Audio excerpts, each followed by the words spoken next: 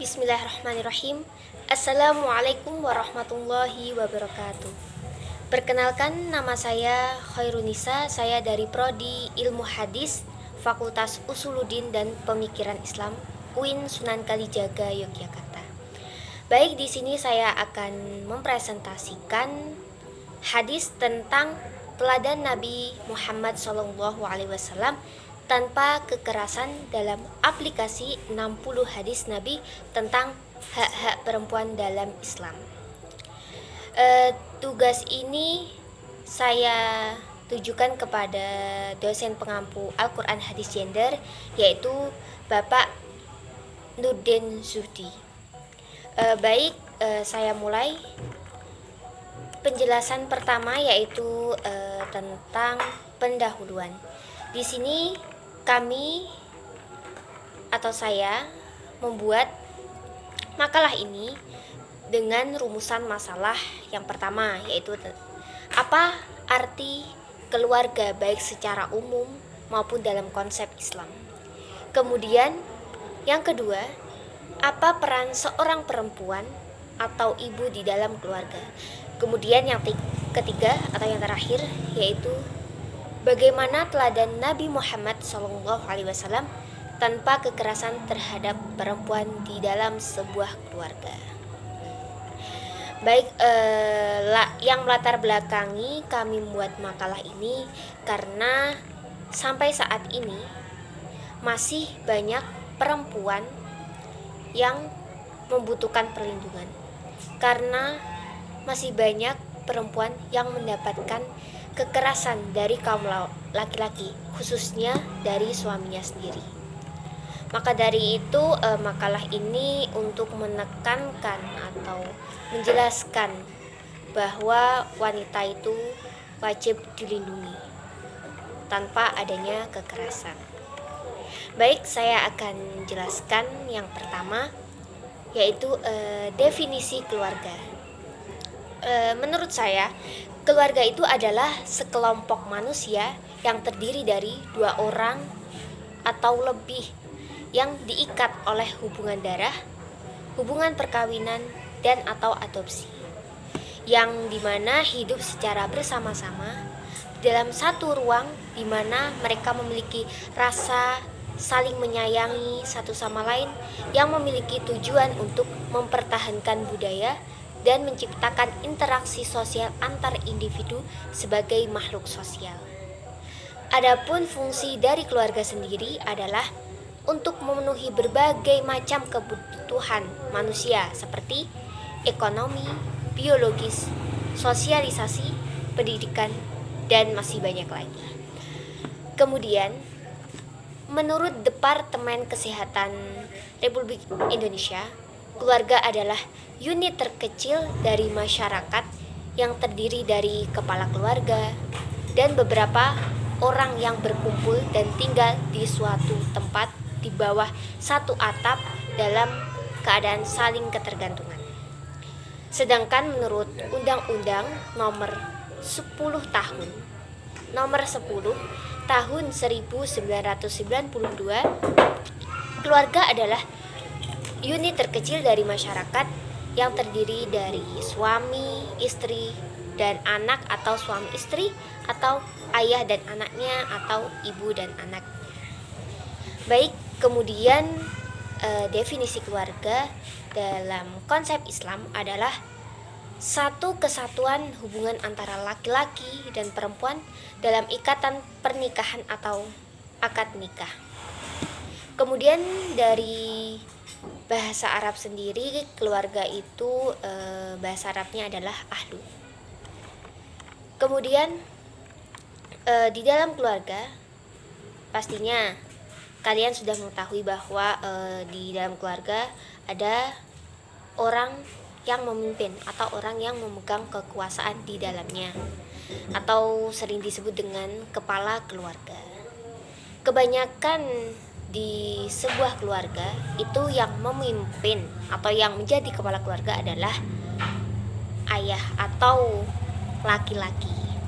Namun hal ini tidak menutup kemungkinan bahwa perempuan juga bisa menjadi kepala keluarga. Mungkin itu karena ketika mereka ditinggal suaminya atau bercerai. Kemudian saya akan menjelaskan peran seorang perempuan atau ibu di dalam keluarga. Ibu adalah sosok manusia yang harus ada dan sangat penting keberadaannya, karena di dalam sebuah keluarga itu perempuan sebagai penyeimbang. Jadi pada umumnya keluarga itu ada seorang ayah, ibu, dan anak, ada laki-laki dan perempuan. Jadi peran wanita ini sangat penting di dalam keluarga. Kemudian tidak heran jika di dalam hadis Nabi Muhammad SAW itu menyebutkan kata ibu sampai 3 kali, sedangkan kata ayah hanya 1 kali. Hal ini bisa dipastikan bahwa seorang perempuan ini memiliki keistimewaan di dalamnya. Kemudian peran ibu di dalam sebuah keluarga yaitu menjadi istri, menjadi ibu dari anak-anaknya, kemudian sebagai pelindung, pendidik, pengasuh, dan sebagai manajer. Mungkin masih banyak lagi peran seorang ibu, saya hanya menyebutkan itu tadi. Terus kemudian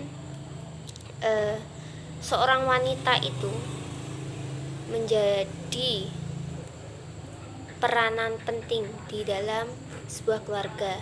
Yang lebih hebat lagi dari seorang perempuan atau seorang ibu itu ketika di keluarga mereka lah yang akan mengatur uang di dalam keluarga. Jadi keluar masuknya uang itu seorang ibu yang mengurus.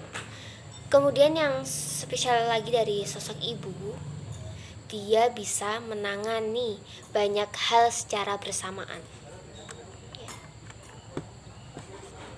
Kemudian selanjutnya saya akan menjelaskan tentang teladan Nabi Muhammad SAW tanpa kekerasan dalam keluarga.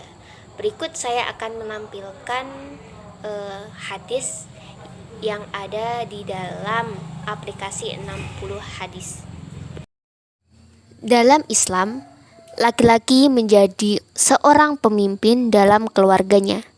Kepemimpinan suami atas istrinya adalah salah satu prinsip keadilan, di mana keadilan yang dimaksud adalah menempatkan sesuatu pada kapasitasnya masing-masing.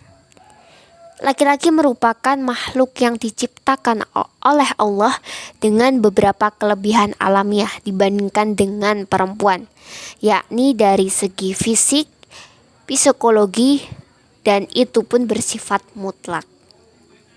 Kelebihan yang ada pada laki-laki menjadi sebuah anugerah untuk menjalankan amanah sebagai pemimpin dan bertanggung jawab atas memberi nafkah kepada keluarganya.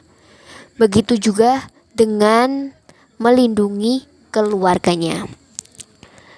Sebagaimana hal ini sudah dijelaskan dalam Al-Quran surat An-Nisa ayat 34 yang artinya laki-laki atau suami itu pelindung bagi perempuan atau istrinya, karena Allah telah melebihkan sebagian mereka atas bagian yang lain, dan karena mereka telah memberikan nafkah dari hartanya, maka perempuan-perempuan yang soleh adalah mereka yang taat kepada Allah dan menjaga diri ketika suaminya tidak ada, karena Allah telah menjaga mereka. Perempuan-perempuan yang kamu khawatirkan akan nusyus, hendaklah kamu beri nasihat kepada mereka.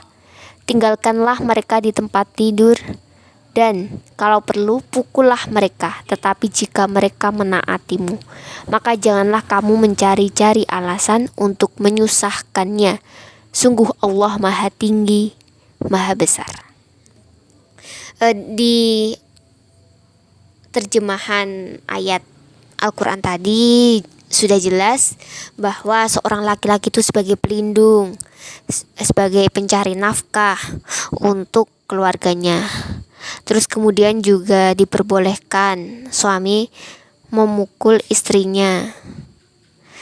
Namun hal ini tidak diperuntukkan untuk semua hal.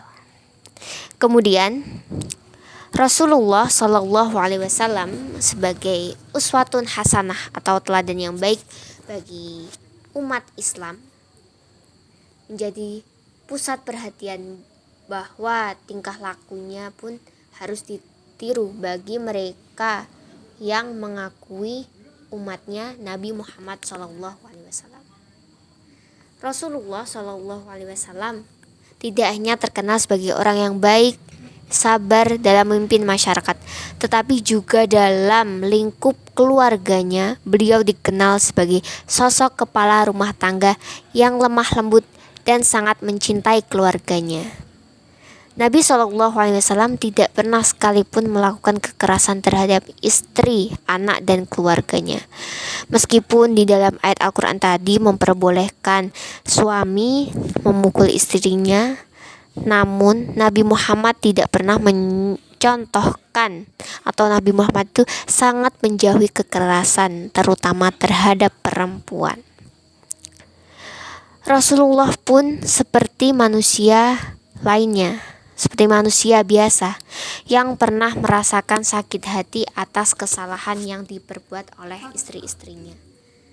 Meskipun begitu, beliau tidak pernah sekalipun memukul atau melakukan kekerasan di dalam rumah tangga.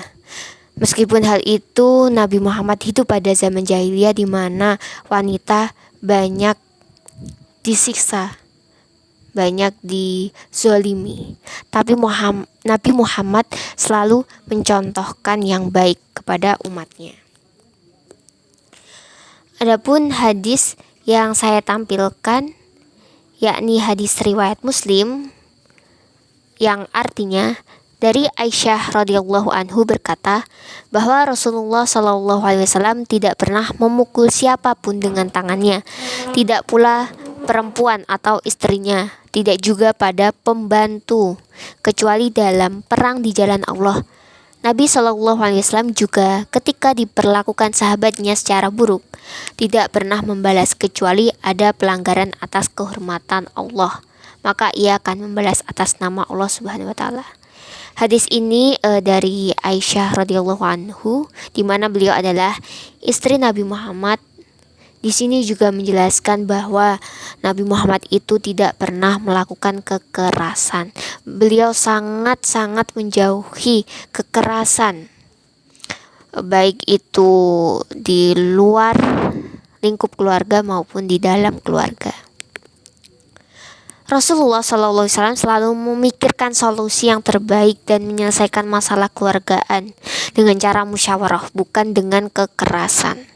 Maka dari itu kita sebagai umat yang mengakui umat Nabi sudah seharusnya kita mencontoh Rasulullah SAW untuk menjauhi kekerasan. Kemudian juga ada hadis dari Abu Daud di mana di sini menjelaskan bahwa di dalam hadis tersebut merekam catatan lain mengenai kehidupan rumah tangga Rasulullah Shallallahu Alaihi Wasallam.